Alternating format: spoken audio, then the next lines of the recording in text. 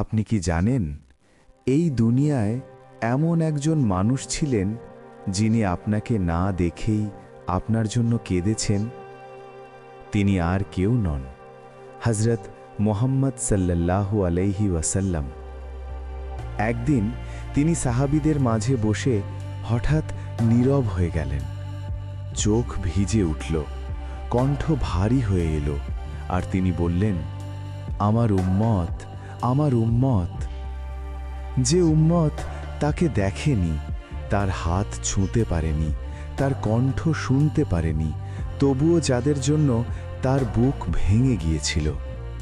রাতের অন্ধকারে তিনি নামাজে দাঁড়িয়ে কাঁদতেন, সিজদায় মাথা রেখে বলতেন, হে আল্লাহ, আমার উম্মতকে ক্ষমা করে দিন, ওরা জানে না, ওরা ভুল করে।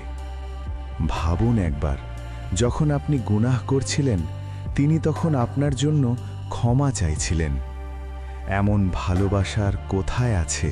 এমন দরদি নবী আর কে আছেন? আজ যদি মন ভিজে যায়, আজ যদি চোখে পানি আসে, তাহলে একবার শুধু বলুন, আল্লাহুম্মা সাল্লি আলা মুহাম্মদ। হয়তো এই দরুদি আপনার জন্য তার কান্নার জবাব হয়ে যাবে।